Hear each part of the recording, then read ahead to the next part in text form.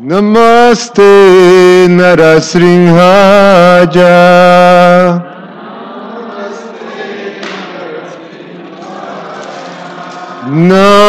Namaste Narasrinhaja.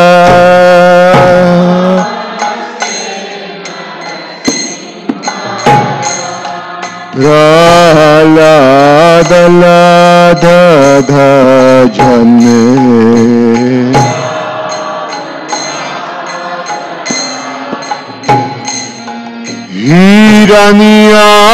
Hiranyagashi Purvakshaha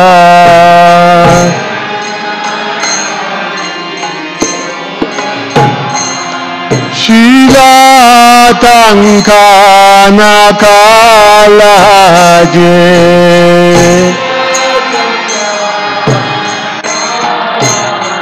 Hito Nasrimho Parato Nasrimho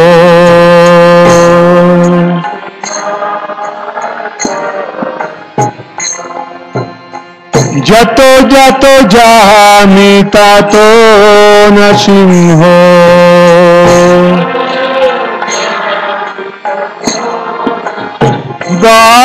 Gahe Nasimho Hidaye Nasimho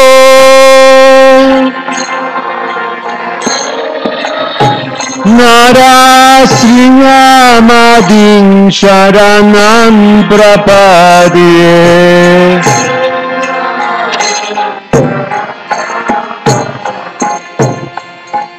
Tava Karakamalavare Nakamabhuta Sringham Dalita Hiranya Kashipu Tanno Bringam Keshavadrita Narahari Rupa Jaya Jagadisha Hare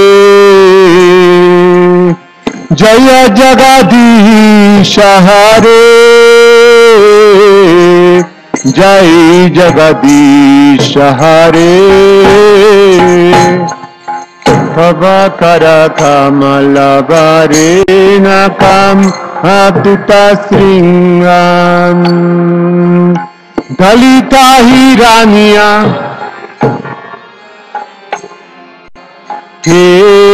Keshavadita Narahari Rupa Jaya Jagadisha Hare Jaya Jagadisha Hare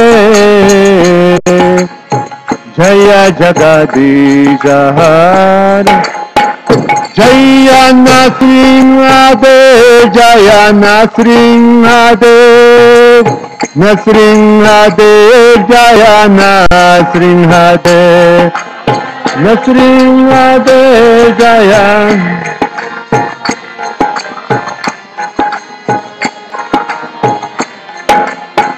Jaya Prahlad Maharaj Jaya Prahlad Maharaj Jaya Prahlad Maharaj Jaya Prahlad Maharaj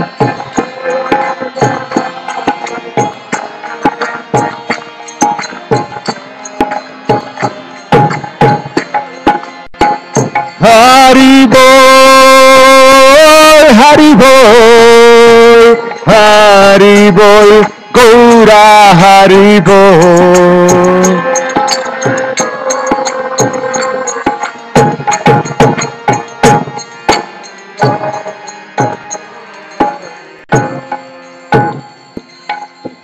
Nrsimha Bhagavan ki jai Prahlad Maharaj ki Nitai Gaura Premanandi Hari Hari Bol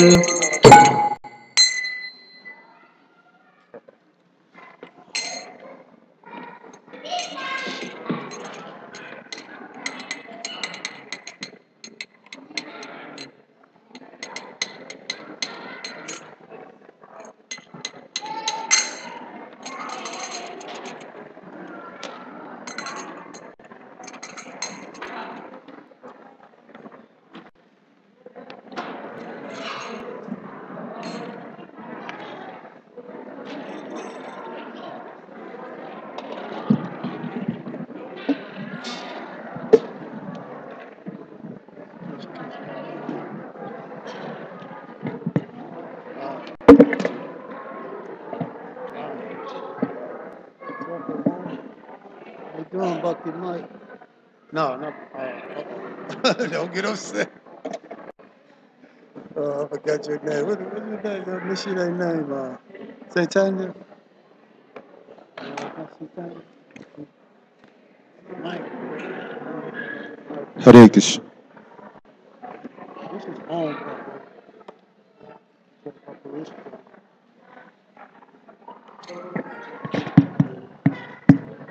Babu, ¿qué vale?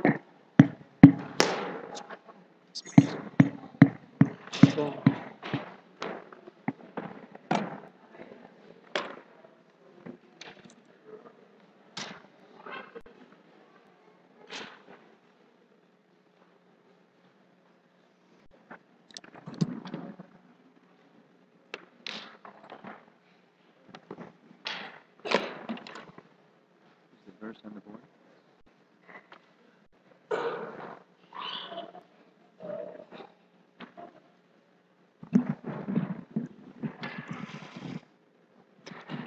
Come on forward because we leave a path in the back for people to come take darshan.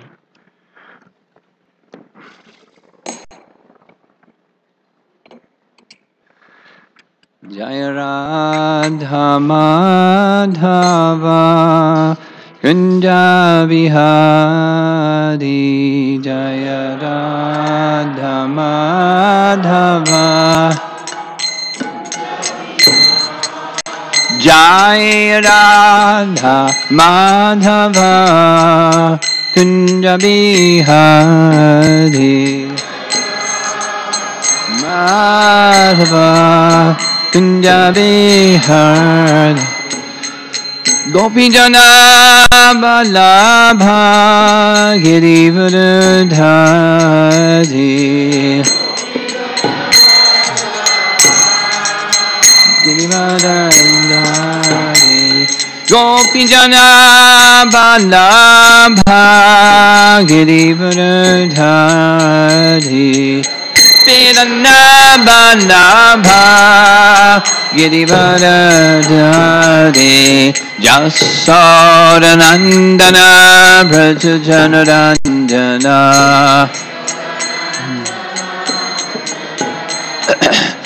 Jasodanandana Brajajanarandana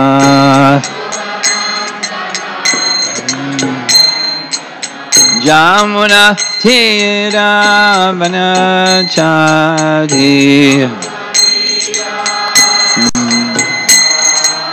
Jamuna Tira Vanachari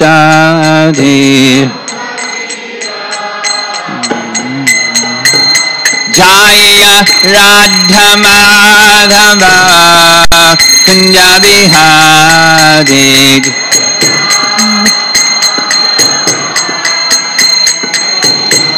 Jaya Radha Madhava Kunja Bihari Madhava Kunja Bihari Gopi Jana Balabha Girivardhari Gopi Jana Balabha Girivardhari Gopi Jana Balabha Girivardhari Vedana Balabha Girivardhari Jasodanandana Brajajanarandana Jasodanandana Brajajanarandana Jamuna Tira Vanachari Jamuna Tira Vanachari Jaya Radha Madhava Kunja Bihari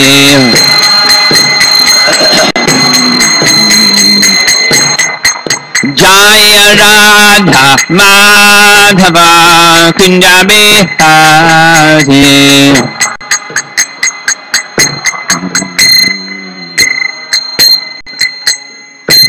Nitai Om Vishnupad Paramahamsa Parividagacharya Astatara Satsasi Srimad His Divine Grace A.C. Bhakti Vedanta Swami Srila Prabhupada Ki Ananta Koti Vaishnavrinda Ki Grantaraj Srimad Bhagavatam Ki Samveda Bhaktavinda Ki Nitai Gaur Premanandi.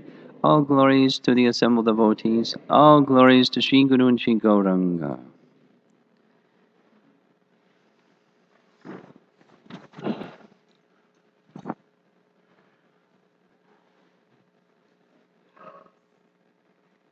Om Namo Bhagavate Vasudevaya. Om Namo Bhagavate Vasudevaya. Om Namo Bhagavate Vasudevaya.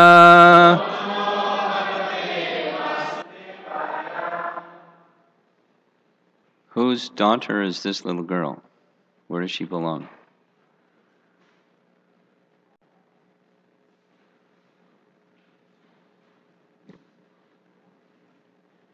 Pitter patter, pitter patter, pitter patter. Okay. Satam prasangan mama virya samvidho bhavanti ritkarna rasayana katam tajoshanada svapavarga vartmani shradharatir bhaktir anukramishati satam prasangan mama virya samvidho bhavanti ritkarna rasayana katam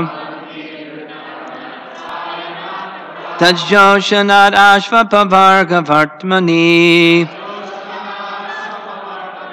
shraddha ratir bhaktir anukramishati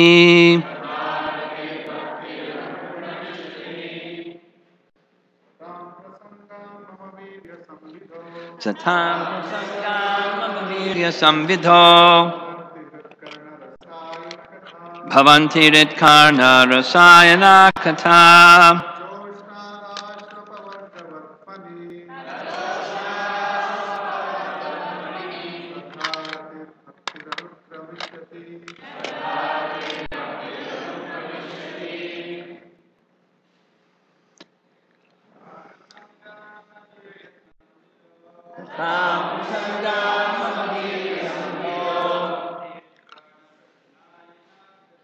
bhavanti ritkarna rasayana katam.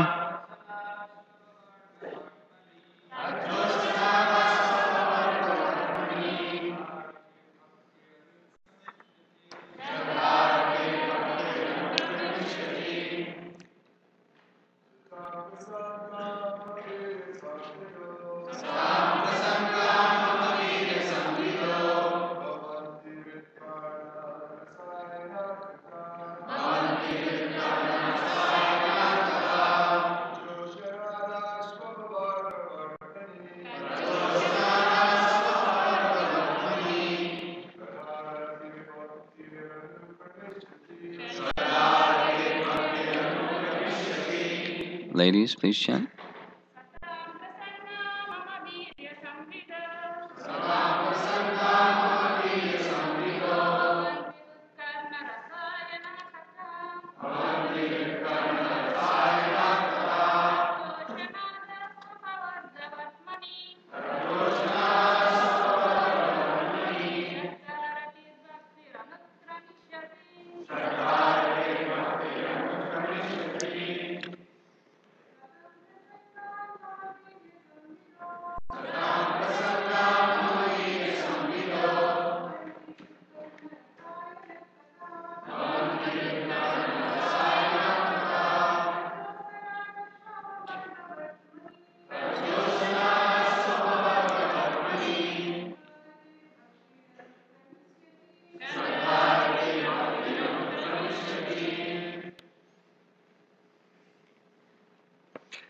Satam of pure devotees. Rasangat through the association. Mama, my. Virya, wonderful activities. Samvidaha, by discussion of. Bhavanti, become. Rit, to the heart. Karshna, to the ear. Rasa ayana, pleasing. Kata, the stories. Tat, of that. Joshanat, by cultivation. Ashu, quickly. Apavarga, of liberation. Vartmani, on the path. Shraddha, firm faith. Ratihi, attraction. Bhaktihi, devotion. Anukramishati, will follow in order. Translation: in the association of pure devotees, discussion of the pastimes and activities of the Supreme Personality of Godhead is very pleasing and satisfying to the ear and to heart.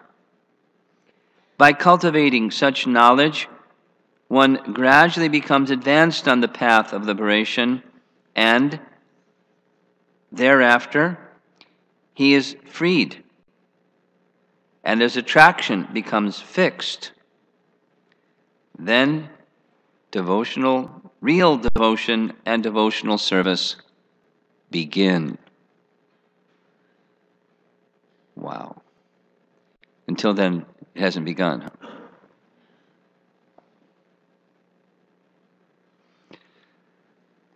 So before I read the purport, I'm going to do two other things. One is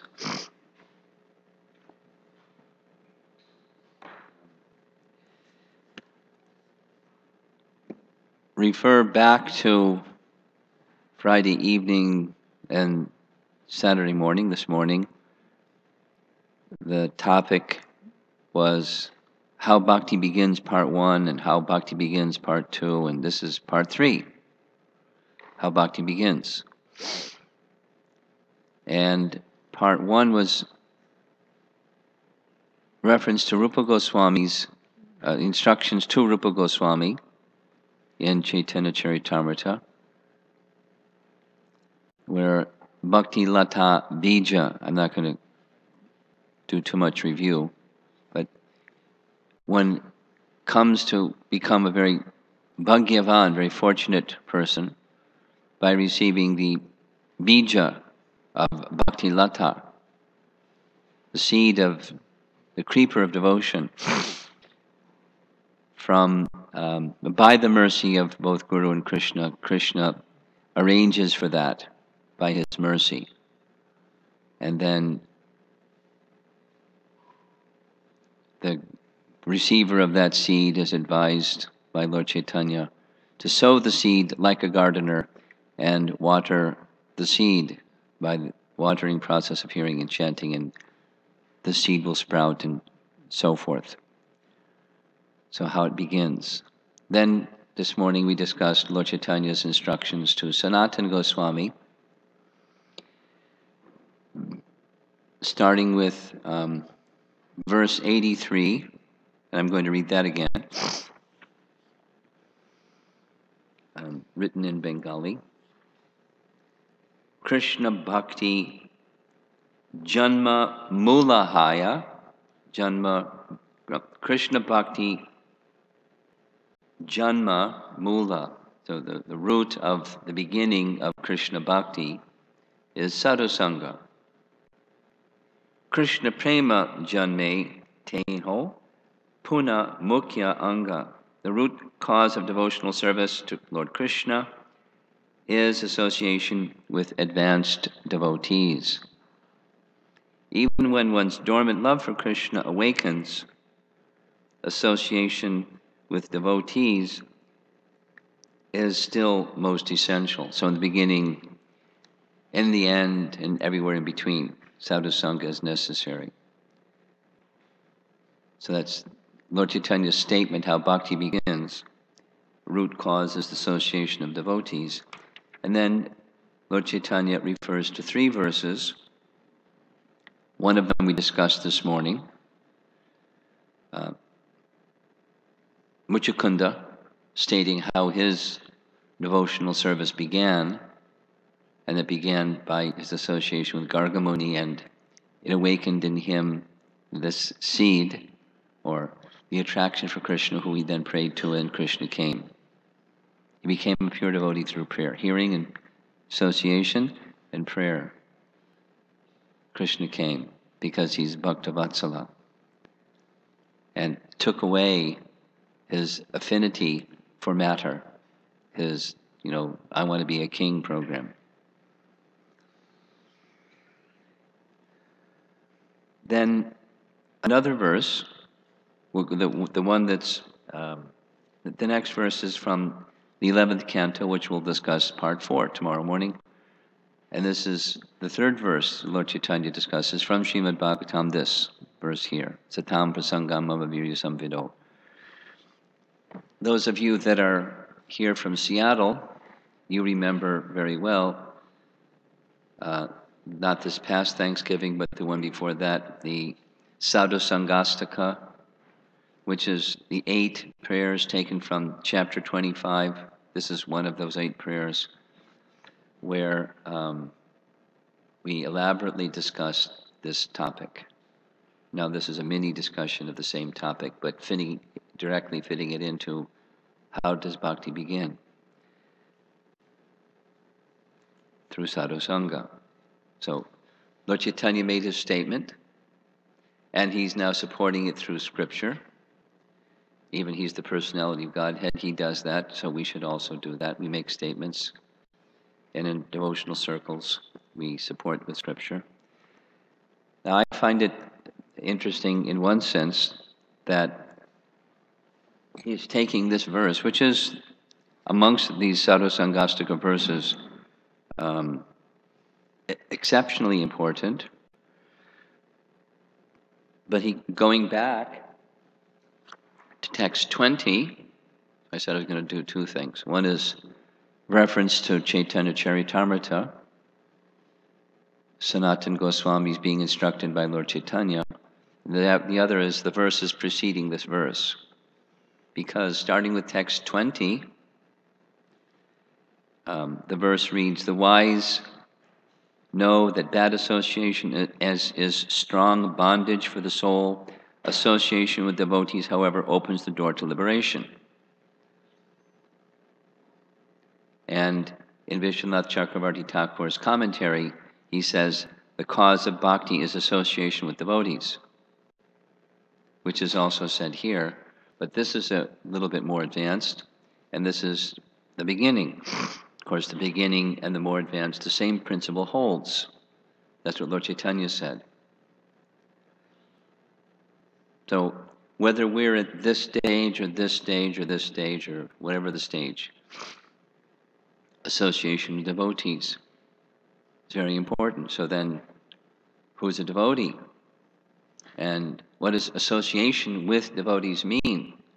Because here we are. You're just physically proximate. That's what we do. We just sit close to one another. That's nice. And then what do? So now first is who is a devotee. So that's text 21.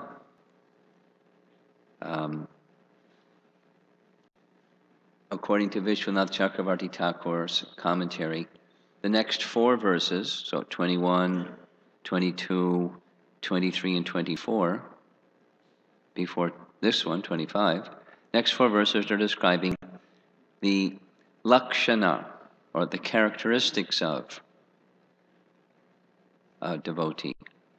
And 21 is describing marginal characteristics or secondary characteristics, and then 22 is the swarup lakshana or principal characteristic. So They are titikshava, like Balaram was describing this morning, tolerant. Karunika, merciful, without enemies. Saurhada, sarvadehinam, friendly towards all. Ajatra shatra, they're straightforward in all of their dealings. Sadhava, sadhubhushanam. Simple. In Bhaktisiddhanta Saraswati Thakur's essay, his whole book, which at one time was a talk. You know how in academia, those of you that have mixed with academia a little bit, you give a paper. You don't just stand in front of an audience and say blah blah. You write a critical, to be critiqued by others paper, and then you present it. Right? Those of you that know academia. So that's what he did. He was asked to speak on a topic, so he prepared a paper. Vaishnavism and Brahmanism, without all the history. When he's describing a Brahmana, he indicates that the foremost, number one quality of a Brahmana is they're straightforward. They're simple. They're not duplicitous. They're straight. And he, it gives many examples. The classic example is when the young boy wanted to become a disciple of, or a student of Gautama. He came to Gautama and said, I'd like to become your disciple. Said, very well. What is your Gotra? And he said, I don't know. He said, well, go ask your mother. And his mother said, sorry to tell you, but I don't know who your father is, because I've been with so many men, I don't even know who your father is. So, but you can tell Gautama that, what was his name again? Loud? Satyakama Jabala. My name is Jabala, so you, Satyakama Jabala. So he went back and told everything exactly as he heard. My mother doesn't know who my father is, but she said to say, my name is Satyakama Jabala. I said, very well, I accept you as a disciple. Because only one who is straightforward can tell such a truth. That's the real quality, not what your birth is, but your quality. So I accept you as a disciple. So Bhaktisiddhanta refers to that as the primary qualification of a Brahmana. Is that what that little exchange shows? Straightforward, non-duplicitous. And duplicity abounds in material dealings, and Brahmanas don't indulge in that.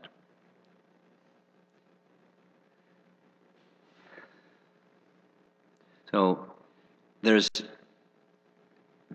20 is avoid unwholesome association, take association of sadhus. Who's a sadhu? Here's the secondary characteristics.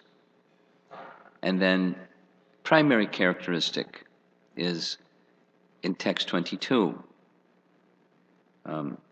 Mai ananya bhavena bhaktim kurvanti ye dridham. So this is commentary. The principal characteristic is exclusive association in Krishna. So with that injunction, it means not association or not engaging in worship of others, but exclusive shelter. And in the commentary, he refers to Mam Ekam Sharanam, right? 1866. Sarvadharmam Parityaja Mam Ekam Sharanam.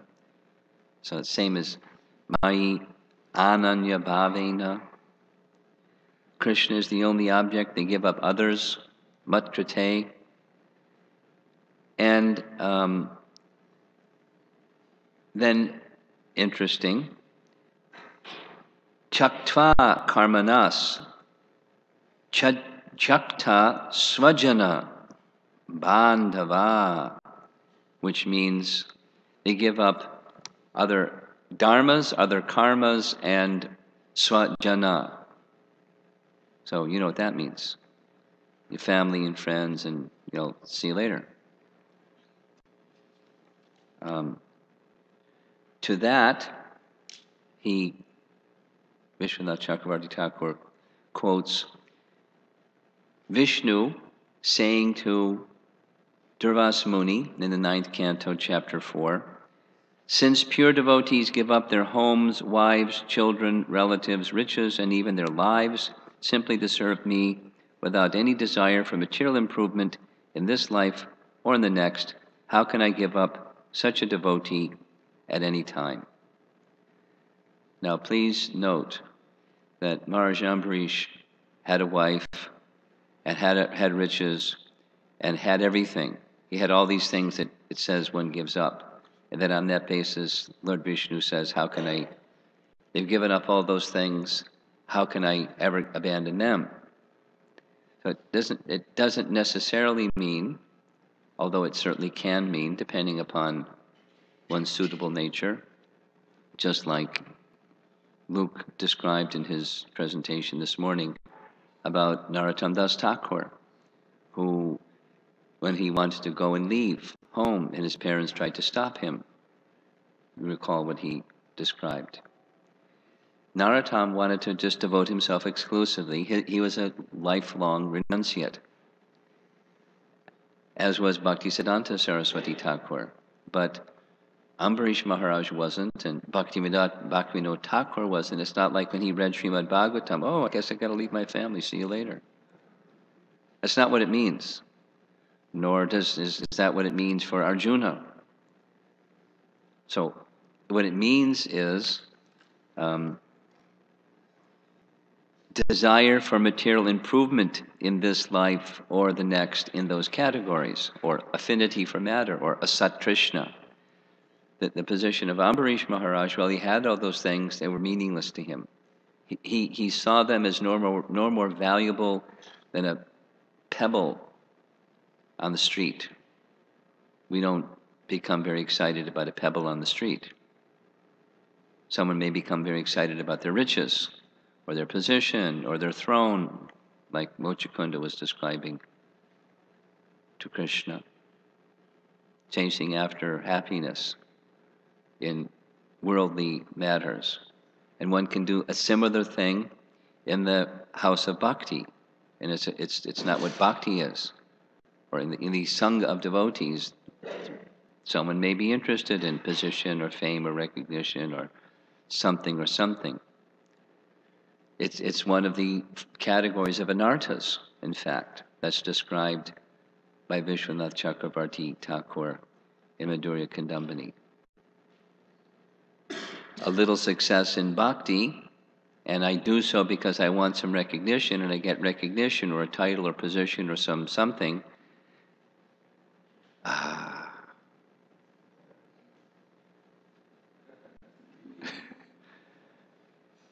Not that. So that's what one is to give up.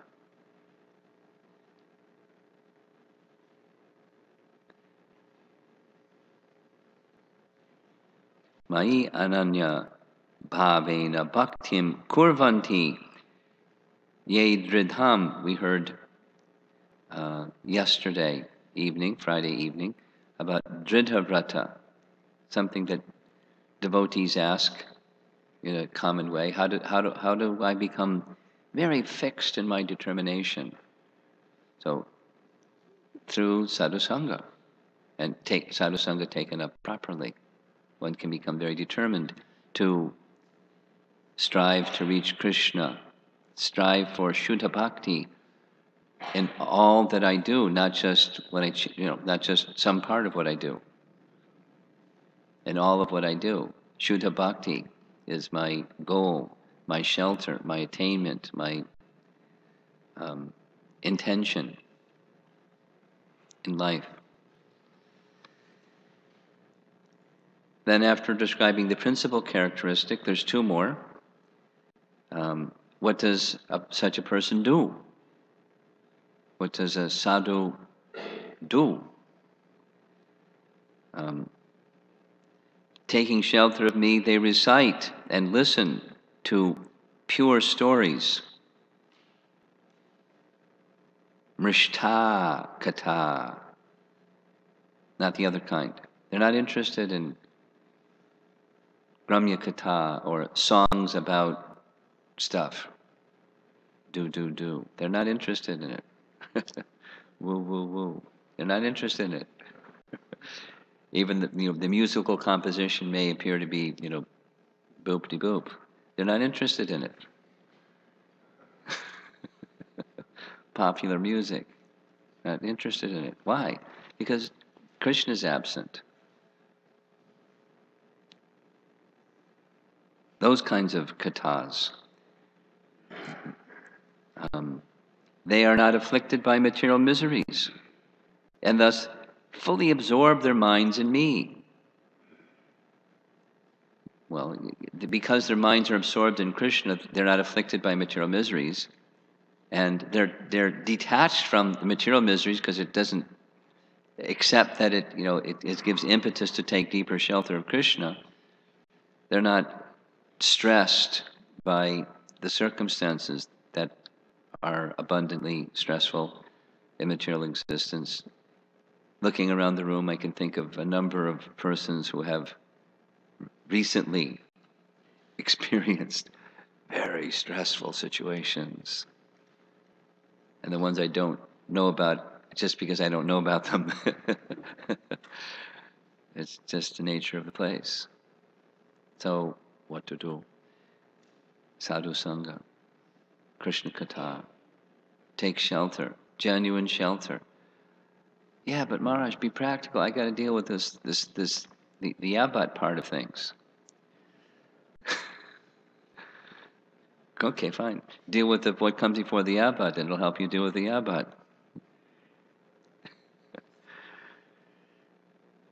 Those devotees are devoid of attachment for artha, dharma, kama, and moksha. You should desire their association. They destroy the fault of material association. Sangha dosha hara. Isn't this one of the sixth and the sixth? Those of you that know nectar of devotion, nectar of instruction. 6 things that destroy and 6 things that enhance bhakti.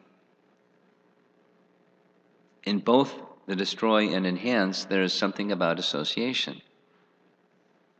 Jana sangascha lolyam cha shadbir bhaktir vinashati. So it's a whole other class to talk about what association with non-devotees means. Doesn't mean don't go to work and don't go to school. Yay! Rupa Goswami said, don't go to work. And don't go to school. Wait a minute, no. I'll go to, you go to school, but I won't go to work. No. You go to work and I won't go to school. But it's neither of them. It's the regular matters of dealings of courtesy, social grace. That's not what unwholesome association is. It's hearing their katha about what people talk about when it's lunchtime. I don't need to repeat it. And we just we're listening to Krishna katha or whatever whatever we're doing, or just being polite, but not participating in that sound vibration. That's what I do when I'm traveling. They're doing their jibber jabber, and I'm completely absorbed in what I'm doing. I know it's jibber jabber, but I'm not like eavesdropping on the jibber jabber, unless they're really loud. Then I ask them, shh.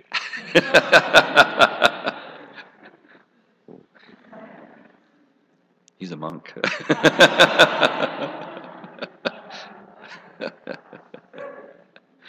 They say that sometimes. Are you a monk?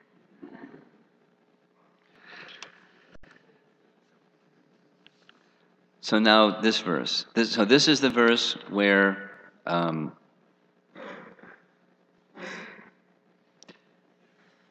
that Lord Chaitanya is referring to Sanatana Goswami in how bhakti begins and how it continues up to the stage of perfection. So here is Prabhupada's commentary. Let me just read a little bit from the previous one. This Jana Sangha Dosha. Jana Sangha Dosha. That's a fault. It's little. So just diving lower. It's material possessiveness. It's not having things and you're supposed to give things up, like family members and your home and your job, and it's the material possessiveness sense. It's mine, which means it's meant for my enjoyment, and I'm at the center, and turf conscious, and get away from my turf kind of consciousness. So relieving one from that is the position of Krishna consciousness. A pure soul who is prepared to be freed from this material entanglement must, first of all, be free from the association of the three modes of material nature. This is the sadhu that's being spoken of in this verse, in other words, the qualities, the characteristics of. So one may not be there, but one should strive to get there, and then it also counts. You'll get there. You strive by right means. Those who are sadhava, or devotees engaged in Krishna consciousness in the transcendental service of the Lord, do not feel the contamination of material miseries, whereas those who are not devotees in Krishna consciousness actually feel the miseries of material existence. One should therefore give up the association of materialistic persons and seek the association of persons engaged in Krishna consciousness, and by such association he will benefit in spiritual advancement. So I'm deliberately taking this message and speaking at it from different angles, so it hopefully, this is a lesson I learned from Borijan Prabhu. He's like a teacher for me in many ways. So, for example, I took a class that he was teaching in the Vrindavan Institute for Higher Education, and he had written a book that big, The Art of Teaching. Maybe some of you have seen it. And what he did for 30 days, because it was a 1 month course, every day he taught the same thing for 30 days. So it's still with me. And I can tell you what that thing is that he taught for 30 days, right now. But it's a principle of, from this angle, that angle, the other angle, role play, question answer, lecture, examples, this way, that way. The Art of Teaching course had a very simple message. So I'm trying to do the same thing here. Simple message. And that is, we want to advance, and I would like to see all of you advance in Krishna consciousness. There must be a very clear foundation understanding of how bhakti begins and how it gets nurtured. So there's Sambandha Gyan is the foundation upon which the acting in the relationship with Krishna, devotional service, is based. The spiritual conception of what's what is the basis of acting in bhakti. If you don't have a spiritual conception, you just run down the street and acting in bhakti, you might do some things that are not really what bhakti is. Yes. So, and it goes on, as Prabhupada would say, and this is going on. So,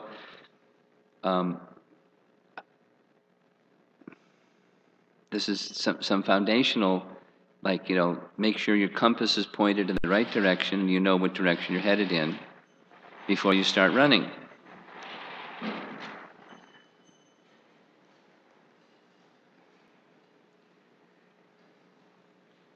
Like these questions that were coming about, what should we tell people when we introduce them to chanting Hare Krishna, because we don't want to make the offense of explaining the glories of the holy name to those who will offend the holy name. It's an offense for us to do that. So chant and be happy, or chant to become free from material distress. So here's the information on how to become free from material distress. Like I was describing in the morning, as an example of Sambandha Gyan, how to help people who are grieving, undergoing material distress. In our assembly, there's some medical doctors, and they're dealing with people who are in a lot of pain, and they're relatives of those people who are in grieving their pain. My relative is my friend, my loved one, my whatever it is. They're experiencing grief, and then maybe death, and then the loss of that loved one. So, and we may not be medical practitioners, but in our role as devotees, it is always going to be something that we have to deal with. So we need to be properly grounded in Sambandha Gyan, see the spiritual reality, not like, oh, don't worry, you're not their body, and get out of Maya, Prabhu. But, from the heart position, be fixed in the spiritual conception, so that super soul can guide you according to your nature of extending care to others, how to do that in a way that's coming from the heart position, that's uplifting, without you getting caught up in the sadness of the situation and owning the sadness, because that can happen if one isn't properly situated.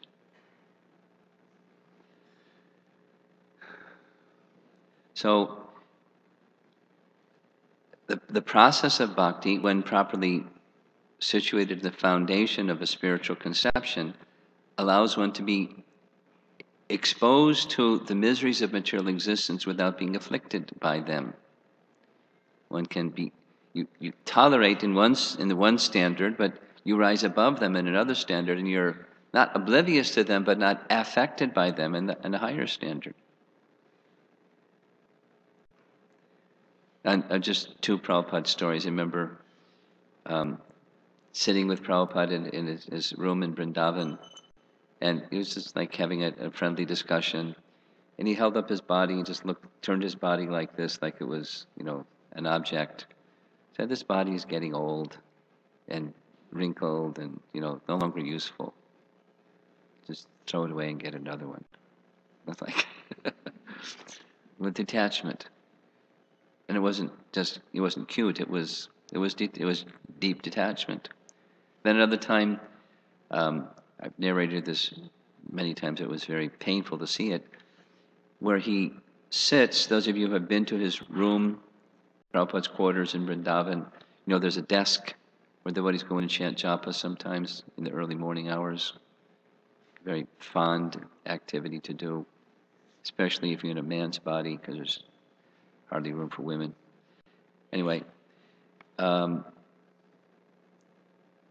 Prabhupada was attending a gathering, a room gathering, and then he finished and he stood up, and as he was walking to go outside of the reception room where he was sitting to his room, somebody spilled some water on the marble floor, and his foot hit the water, and his foot slipped on the floor and twisted his ankle, and he fortunately caught himself on like a fireplace, like a little marble piece. So he caught himself, and the person who spilled the water, I'm sure, felt really terrible. And Prabhupada's foot immediately swelled up. And I don't recall what happened. I think I just blocked it out. How he expressed himself for what had been done, but he immediately called for some poultice, some leaves, and some this herb and that herb, and with his own mortar and pestle, mashed it up and made a poultice and put it around with leaves and string. That was the bandage, so the swelling would go down. He knew exactly what to do. But he was for sure in pain, but he was detached from the pain. He wasn't exhibiting any indication of the pain that he was experiencing. Or Harivilas told me, not Harivilas, Harisori told me that I was having lunch with Harisori one day during our lunch break at our GBC meeting, and I like Harisori a lot, so we just sat and said, I heard that your health is not so good. Yeah, it's not been so good. What's the problem? I have a kidney problem. And immediately, it hit his Prabhupada button. So he started speaking about Prabhupada's kidney problems. I didn't know what he then described. Prabhupada had one kidney that didn't work at all, and one kidney that half worked. For those of you that are medical doctors, you know what that means. There was toxins in his body like anything, and it was painful. And that's one of the reasons why he had massage, was to help get toxins out of the tissue and eliminate them from his body. So Harisori then went on to say, for all that inconvenience and medical problem that he was experiencing, only, devotees generally didn't know that, but Prabhupada was in a lot of pain. But he never really responded to that pain. He just went on. He tolerated it. He did some medicine things, and he just went on. Except he said there were 2 nights that he recounted. One night it was like 1 o'clock in the morning, and Prabhupada rang the buzzer on his desk. Harisori woke up and went in to pay obeisances, and Prabhupada had his chadar over his head. His whole body was shivering. And he said, I can't translate. I'm in so much pain, I can't translate. And he was upset not by the pain, but that he couldn't translate. And they said it happened twice. Otherwise, no indication at all. Then another time, Prabhupada had a abscess, like an infection in his tooth, and his whole cheek was swollen out. And the devotee said, Prabhupada, let us take you to a dentist. No, just give me some cloves. So he put cloves in his mouth and just went on like it wasn't an abscess. I'm not advocating that we don't go to dentists. I'm just indicating the threshold of what Prabhupada did. His ability to tolerate the miseries of material existence. And then some days later, they were serving prasadam. Prabhupada reached into his mouth, pulled out the tooth, handed it to Harisori, said, here, you can keep this, and went on eating.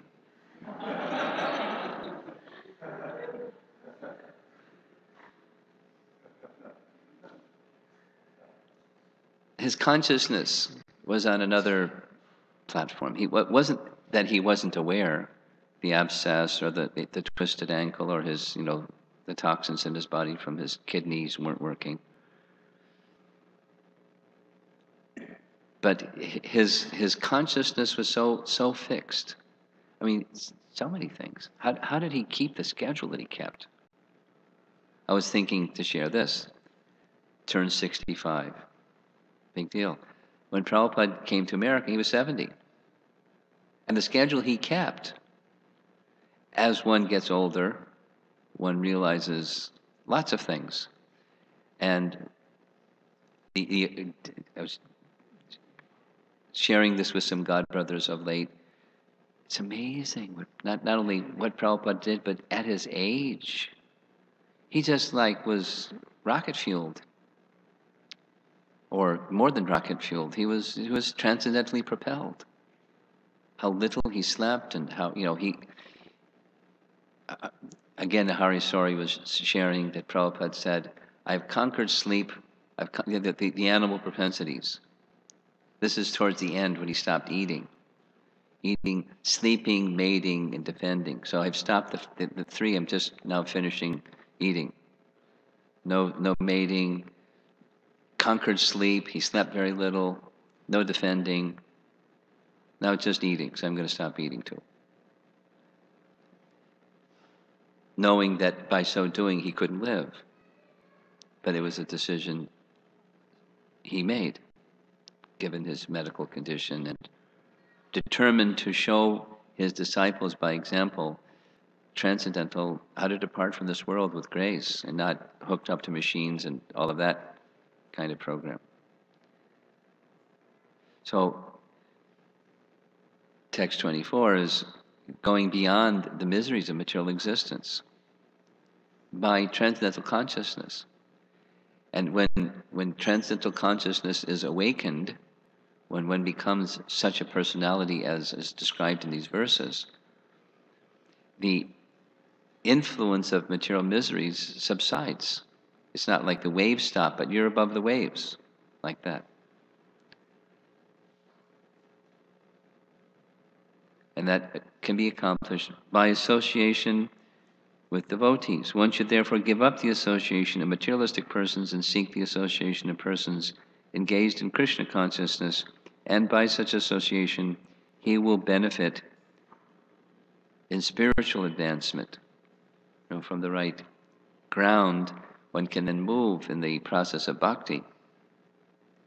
By their words and instructions, he'll be able to cut off his attachment to material existence. So it's something we have to do, but it's also something we have to receive before we do. It's receiving, eagerly receiving quality association like these 4 verses described. So now, that was just a warm-up. Now comes the verse. Again, the translation of this Satam Prasangan verse.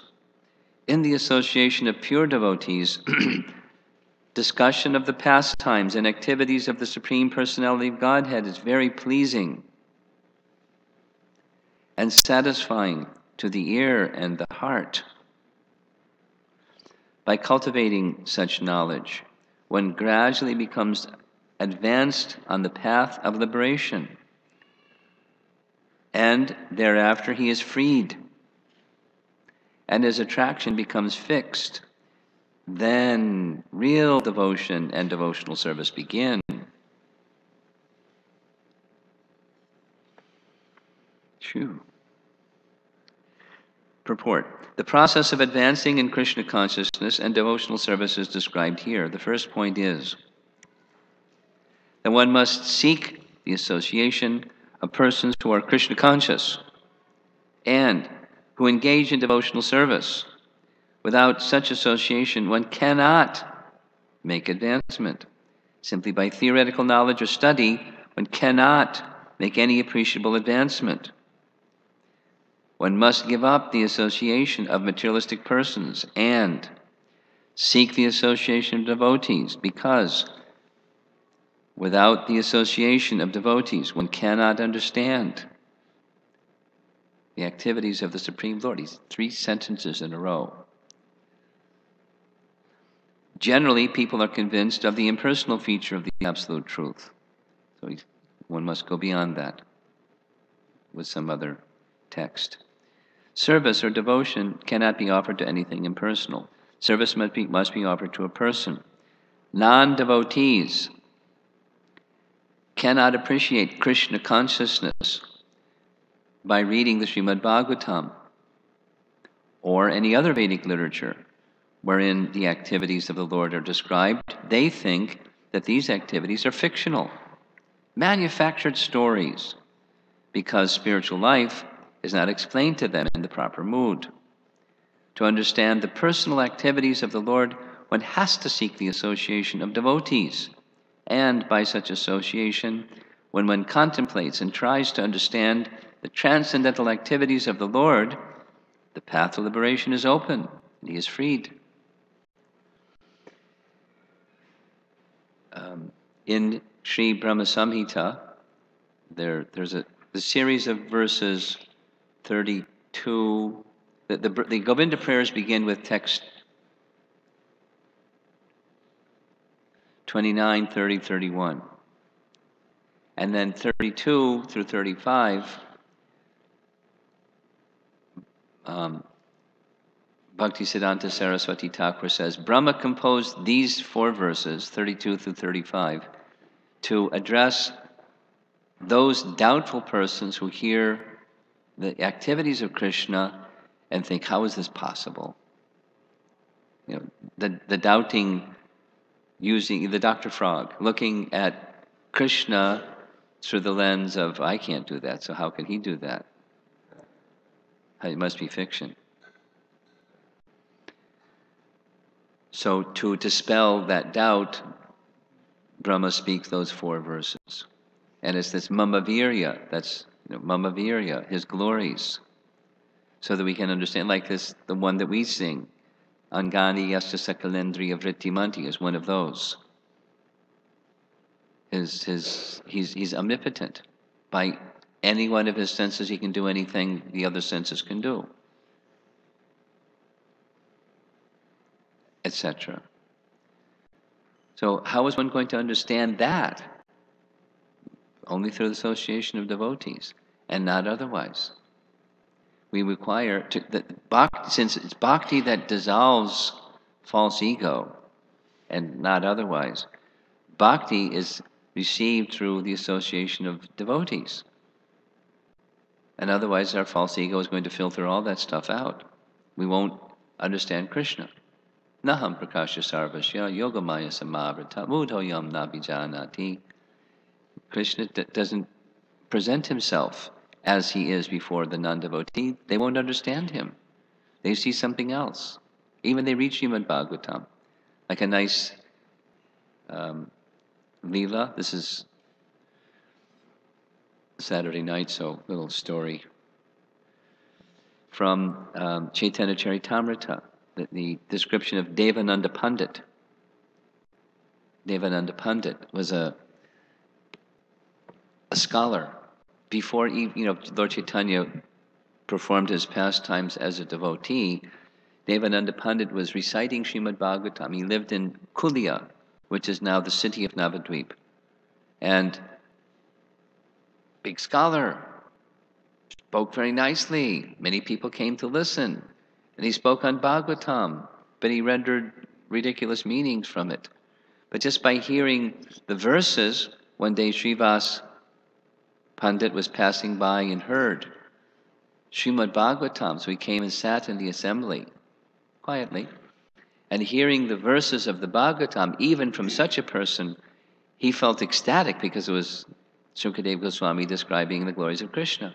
And he went into a state of ecstasy, rolling on the ground and trembling. And the guards who were looking after the program thought, this is a crazy fellow, and they picked him up and tossed him out. Devananda Pandit saw it and didn't do anything. So, but Srivas wasn't disturbed. He went back to his home and continued on in his devotional service. But Lord Chaitanya knew, because he's omniscient, and he scolded Devananda Pandit. This is when he was still a scholar, not in his devotee pastime, devotee leela. And he blasted him for yet being a nonsense and speaking of that which he was not qualified. Lord Chaitanya would confront everybody, so this Nimai Pandit is a proud little scholar and brushed it off. Later, so this is the unqualified person getting the association of a devotee. The devotee in this case was Vikreshwar Pandit. And Vikreshwar Pandit was one time visiting in Kulia, and there was a kirtan, and he was dancing. But when he danced, he didn't dance like an ordinary person dances. He was dancing in ecstatic love of God, and leaping in the air and exhibiting symptoms of ecstasy. So this was, even anywhere, this would happen. So the crowd formed.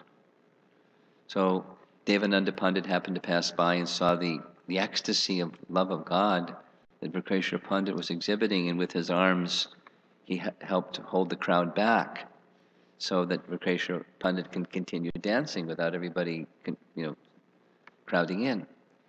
And then later he invited Vikreshwar Pandit to come to his home, and as a Brahmana, he offered him a meal and fed him and heard Krishna Katha from him. And when he heard Krishna Katha from him, it was wow. So he sought his association further and further and further and further, and by the association of Vikreshwara Pandit, he got the seed of bhakti. And then later, when Lord Chaitanya came back to Kulia, Devananda Pandit came and begged for forgiveness for what he had done. And Lord Chaitanya said, you have to go to Srivas Pandit. You're a big offender. You've offended a pure devotee. And you have to correct that by going to him and begging for his forgiveness. But by the mercy of Vikreshwara Pandit, he got to that position. So the unqualified person can become qualified by association with a qualified person. And we're all unqualified. Totally. What's our qualification? We're unqualified. And therefore we're fit candidates for being recipients of Lord Chaitanya's mercy. That's our qualification. That he is merciful.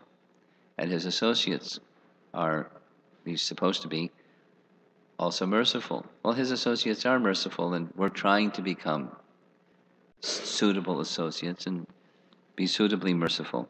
Just like verse 22 describes, or the characteristics of a devotee. And then Prabhupada's purport goes on. One who has firm faith. Remember that one? Shraddha we've been discussing. One who has firm faith in the Supreme Personality of Godhead becomes fixed, and his attraction for association with the Lord and the devotees increases. Last sentence. Association with devotees means association with the Lord. The devotees who make this association develop the consciousness for rendering service to the Lord. And then, being situated in the transcendental position of devotional service, he gradually becomes perfect. So this is Lord Chaitanya's scriptural reference for his statement that how bhakti begins, and even in the advanced stages, the same principles apply. It's receiving the seed of faith and nurturing that seed of faith, which is having conviction in the bhakti scriptures, devotional teachings, and the goal that those devotional teachings will take one to, and that means also then the teachers of those teachings. And then one can advance. And when that advancement does take place, there are sequential stages. Shraddha, so this is now Vishwanath Chakravarti Thakur's commentary on the Shraddha. This is the stage of advanced devotion, or the stage of nishtha, beyond an arjanavritti. Is nishtha, steady.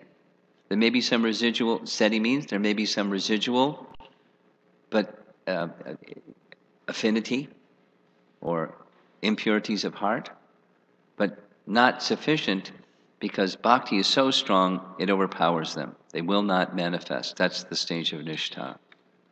And then rati, which is bhava stage. And then bhaktir is prema, because devotion is pure. That's what we learned from Rupa Goswami. Devotion is without anyavilash, without other desires. It's completely pure. Or cultivating that is also the immature stage of that which is mature. So that to say, and then bhakti begins, means bhava bhakti and prema bhakti become manifest. That's what bhakti, that's what the fruit of bhakti. That's what bhakti is. So the tree bears the fruit, but then the fruit is the fruit of bhakti. The bhakti lata bij that one receives by the mercy of Guru and Krishna. Isn't it nice? It's nice.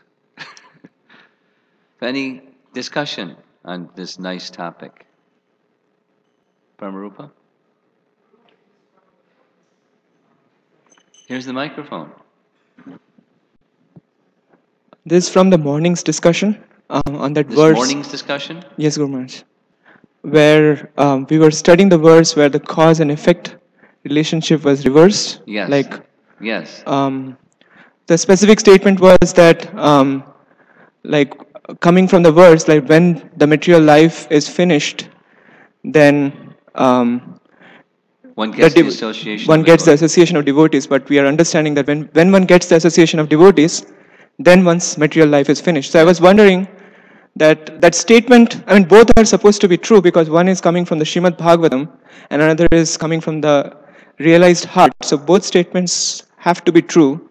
So I was wondering whether we can understand in this way that that when we find that the material life of a devotee is finished, we should know that that person must have contacted a pure devotee. Yes. Okay. Confirmed. Okay. In fact, in Jiva Goswami's commentary, he says just that. And then he says there's another understanding, and that's this reversed. But what you said is what he says first.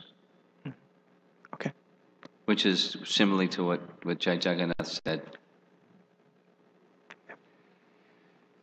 Atma Nivedana. You going to ask the same question you asked this morning? No, different. Okay. Sorry. I suggest you have a chat with Jai Jagannath about that thing this morning. Okay. And you may end up, agreeing to disagree, but I think you may find you do agree. Oh, it's probably I was just misunderstanding. No, it's probably you have a very logical mind. Okay. And this is anyway. Have a discussion with him. Okay, thank you. I will. And I like you. Logical mind is good. It's necessary, and he's not intimidated by it. He likes such discussions. Okay. Okay. Go ahead. Yeah. So it was going back a little more towards the beginning of your class. You were speaking of Srila Prabhupada's tolerance, and I just had a question about what a pure devotee experiences. The word tolerate to me entails that one may have the feeling, one may feel pleasure, one may feel pain, but it doesn't impede one's plans to do what one's going to do. So I was wondering, so a pure devotee is he merely tolerating the pain that he does experience, or at a certain stage does he not even feel the pain? I had this very wonderful discussion with Bhaktirupa Prabhu, specific to the context was different. Anyway, both positions can be taken. It's not like it's got to be this one, and your logical mind can't accommodate that. It's got to be this one or that one. It can't be both are right. Come on, Maharaj. Let's be logical. One can look at it either way. I was taking the position in my discussion with Bhaktirupa that a transcendentalist is transcendental. They're not feeling the impulse of. This specifically was that verse of, when I think of sex life, I spit at the thought. And the Vaishnava is speaking like he's one of us, because a person in such a position, that lust has become transformed to love. That's their qualification. So they don't have it. But they're speaking as if they're one of us, and, they spit at the thought. And he's saying, no. As long as one is embodied, the impulses are going to be there. One can feel the pain, but that they're completely transcendental to it. It's like, is it nishtha or is it prema? So my position was, in prema, it's prema. There's no lust in the heart of the gopis. There's no lust in the heart of anyone or lust, anger, the foibles. Now, this is not the same as pain, but it's, the limitations of material contamination. Don't touch one who is a pure devotee on such a platform. But then there is, it's nice. It's a nice subject. The Brahmabhuta stage, Brahmabhuta, Prasanatma, Nasochati, Nakangsati, Samak. So there's another one where Brahmabhuta is also described in 1426. Mam chayo vyabhicharena bhakti yogena sevate saganan samatityaitan brahmabhuyaya kalpate. When it once attains the level of Brahman. So in Bhaktivinoda Thakur's commentary on that verse, he describes there's two, that this Brahmabhuta stage, where there's no material affinity and there's some. And yet there's a term for each. Sarupgata and Vastugata. And there are those that, an example is from Brahma Samhita, as Lord Brahma, after all of the Brahma Samhita prayers, that go these beautiful Govinda prayers, he still wants to create a universe. He still has some affinity for matter, although it's invested him by the personality of Godhead. It's not a no, but he still has some affinity to do that. And there's other examples, without going too far into it. And then there's those that have no affinity. So on the Brahmabhuta platform, one can make an argument that says they feel the pain but they're above it. And others says they don't even feel the pain. So it's not that the person who's Krishna, Prabhupada would say like this, not that the person who's Krishna conscious becomes unconscious, they see everything in relation to Krishna. It's asat. It's not me. So Prabhupada was aware that his leg was swollen, he knew what to do, and he did it. He did the practical thing. And there was pain, he was feeling some pain, like extreme pain. And he couldn't translate. So he was experiencing pain, but transcendental to it. I follow you, Maharaj, but it sounded to me like in part of your response, it sounded like you were saying you feel it on the Nishta platform, and at the Prema platform, you're aware of it, but you're unaffected by even the feeling. So because consciousness is 100% absorbed. But isn't that Srila Prabhupada? Srila Prabhupada there? Well, he was teaching us, wasn't he? Okay. Touche. Anyone else? Right up front here.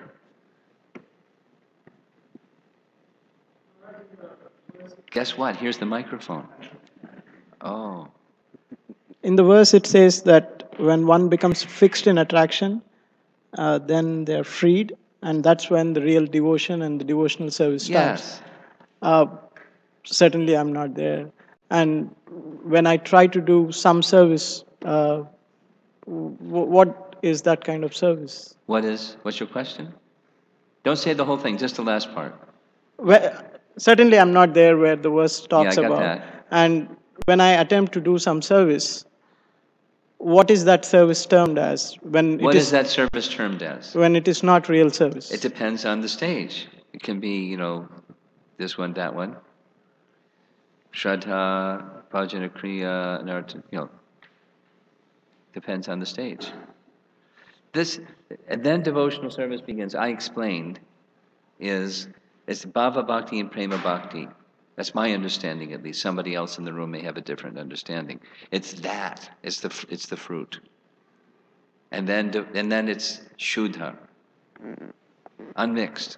So what do you call it now? Mixed. We're practicing.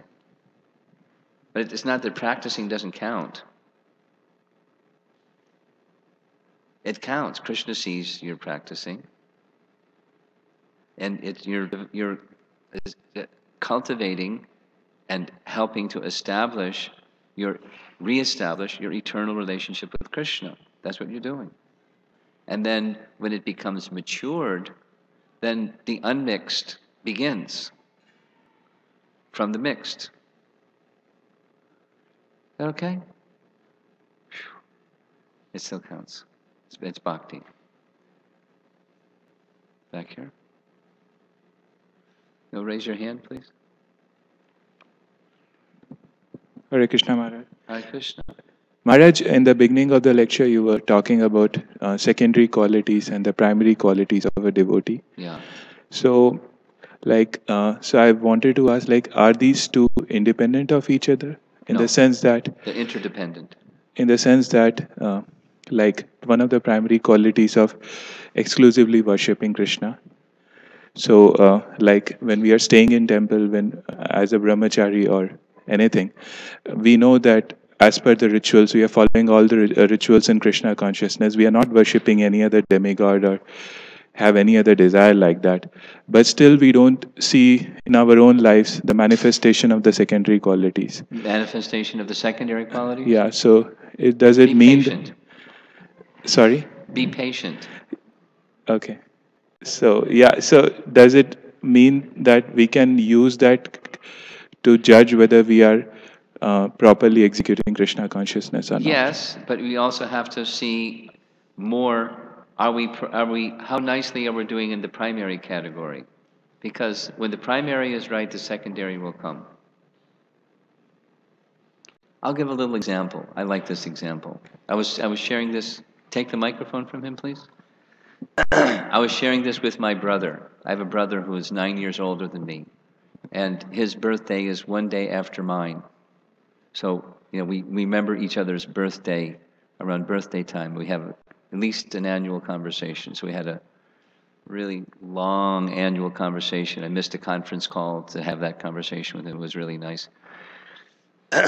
And I was sharing with him this particular point, among other things. Our father liked to, he was an outdoorsy person.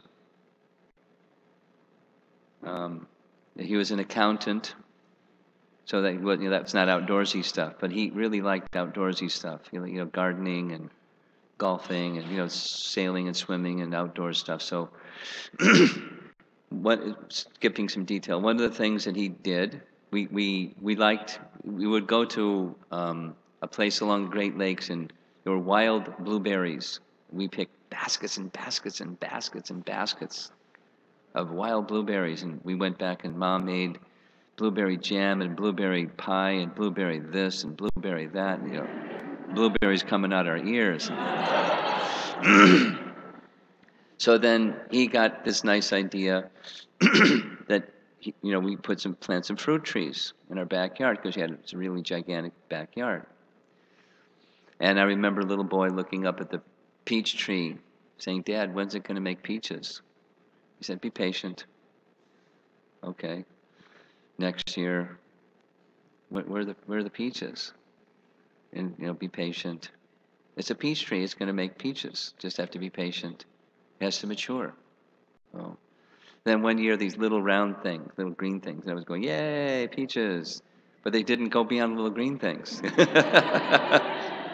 Be patient. And we moved before it actually produced peaches, but I imagine it's like this, humongous peach tree now with so many peaches, because from the seed the thing will grow. You just cultivate the seed properly. So do the Swarup Lakshana properly, and the Tatastha Lakshana, everything, the marginal secondary characteristics will follow. He who strives by right means is assured of success, Krishna says. So make sure you're striving by right means. Make sure that the ground, you have a proper spiritual conception, so that you know that you're striving by right means, and not think that you're striving by right means and actually heading in the wrong direction. Check on that one, and the secondary will come.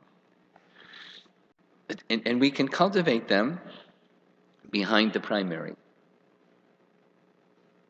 That's another important point. Something else? Any from the ladies' side? We've got a lot of ladies here. Any from the ladies' side? Okay.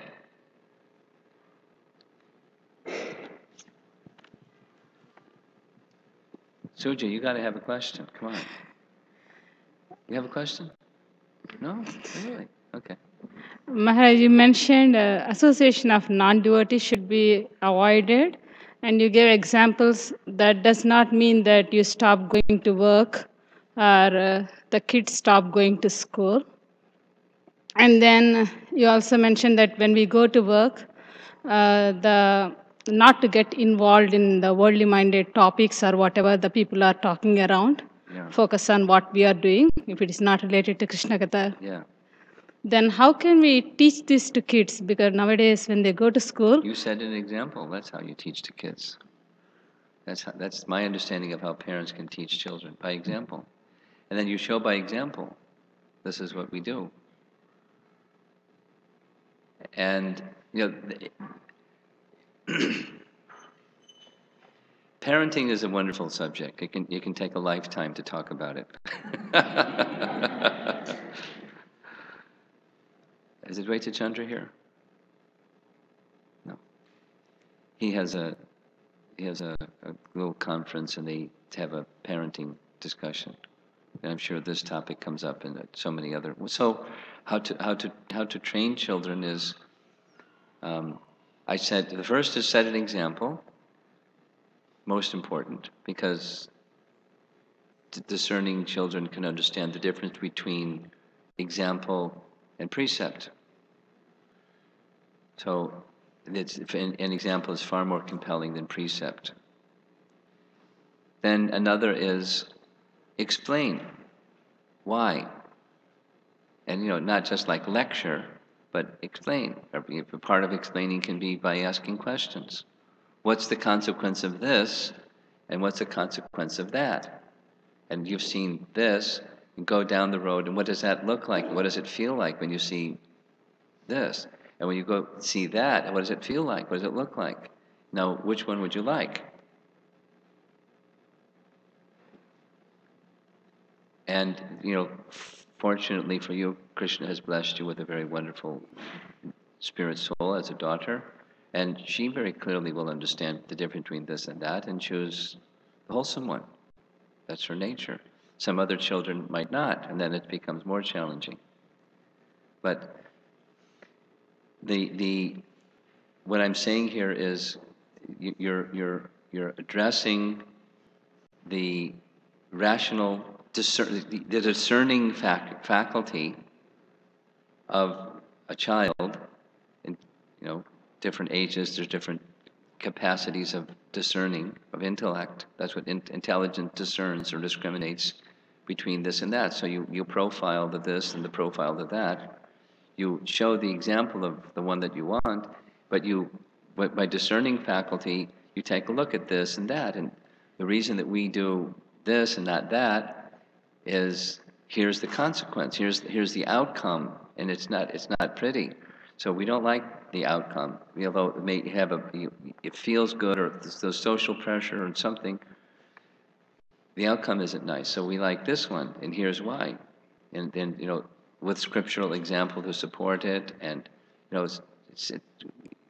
it's part of what parents have to do. Use language that children can understand, not just to tell them, but help them search within themselves and determine for themselves, I want to do this instead of that because it works. When the right atmosphere is there in the home, and the good example is set, then and you treat, my language is, you treat the child like a young adult instead of just like a child. But so you allow the reasoning and discerning faculty to be exercised, so they can understand why. And once they understand why, so what do you feel? Then it's like their decision, and you're supporting that decision, and so you're the supporter of a mature, thoughtful decision. Then there's other pressure to conform to social norms, but then the strength of one's own convictions and the nurturing atmosphere in the home, there's protection. And I will say another thing, a relationship with spiritual master. I've had our young devotee children describe their feeling and being protected by knowing that they have a relationship with their spiritual master, and they don't want to act outside of that. It's the protection of love. And then the abbot stuff doesn't act. Whatever that might be. I know, but something. I'm curious. Maybe I'm missing out, or whatever it is. All the other kids are doing it, or whatever it is. Protection through loving relationships. And there's multiple opportunities for loving relationships, especially when we make the right foundation of speaking again from this morning's discussion, proper sambandh again, proper foundation in spiritual conception. It's not impossible for a child to function with a spiritual conception and function responsive to love. They're both very powerful. That's what parenting responsibility is, to take that soul and bring them to that platform. So as a parent, one has to be on that platform. Then one can impart that to the dependent.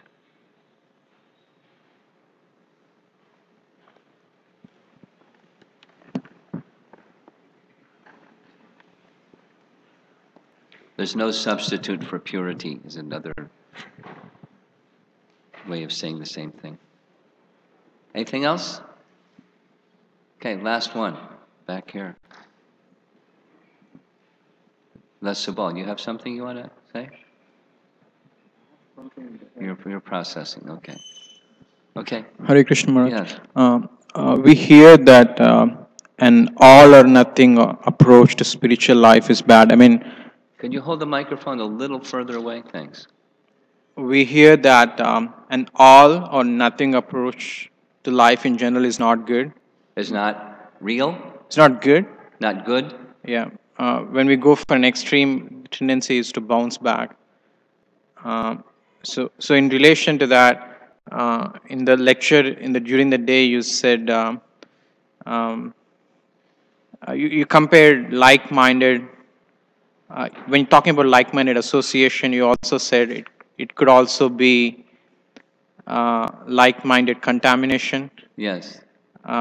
These two seem like extremes. I mean, sometimes it's like-minded association is encouraged, but at the same time, one should be vigilant.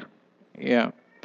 And similarly, when it comes to association, I was talking to one other devotee last week, and I thought you had some particular situation in your mind. You're just talking around it. I wanted it to be general. So, got your number. Go ahead. So, sometimes when we associate Sometimes we associate. Or most of the times, especially in our organization, we associate as a group. Sure, it's natural. And because that's our nature. We like association. The con with that is all of us receive same kind of instructions. Yes, it reinforces our stuff. Go ahead, keep going. Whereas different devotees are at different levels, and they need different levels of instruction. So where are we going with this? Whereas, so how can the same kind of instruction to different levels of people help, and how can that kind of association? But, well, it's complex, as you know, you're framing it. There's complexity in accomplishing that. So, minimally, principle needs to be enunciated clearly. And then it's just like, say, speaking to children. Principle still needs to be clear, or speaking to a young adult, or speaking to an adult, or speaking to a highly educated person. The principles don't change. So you may use language that accommodates the skill of the individual. or the spiritual position of the individual, or like I was, making this example of being relevant and relatable to different audiences that are not yet devotees, and how to do that without, losing, whitewashing Krishna consciousness and becoming, hodgepodge or milk toast or something no longer Krishna consciousness. So so stay with principle and recognize audiences. But when you have a mixed audience, which is your question,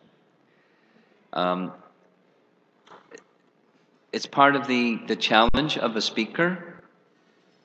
Sometimes, not always, but sometimes, or I'd say even quite often, if you consciously and even explicitly focus on the beginners, it helps everybody.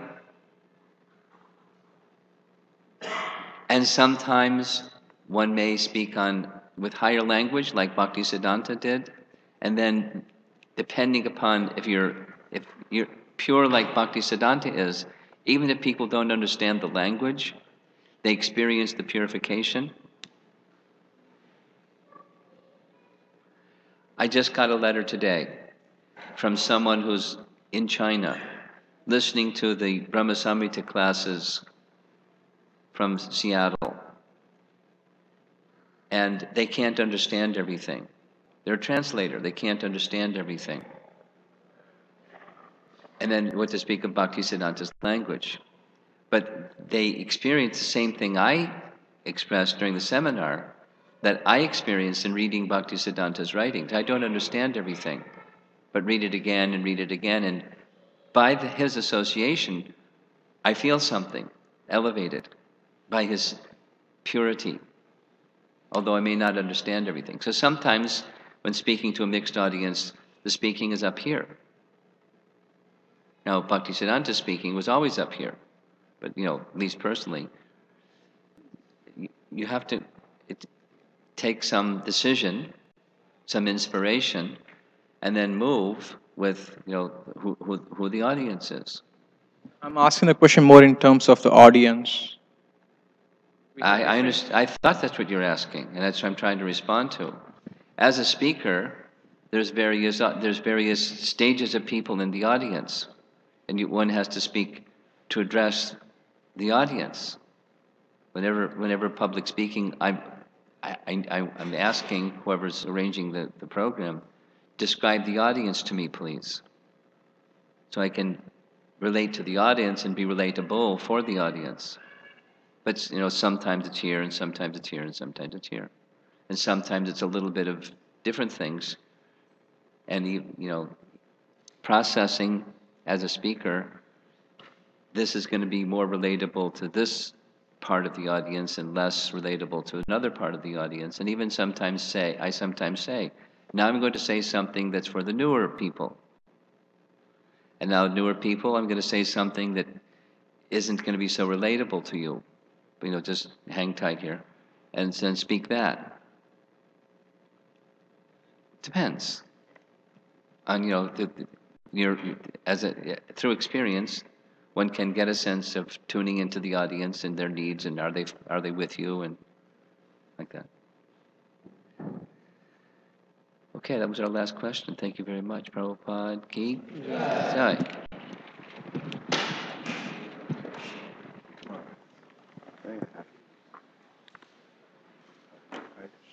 I just have another. Just added everything.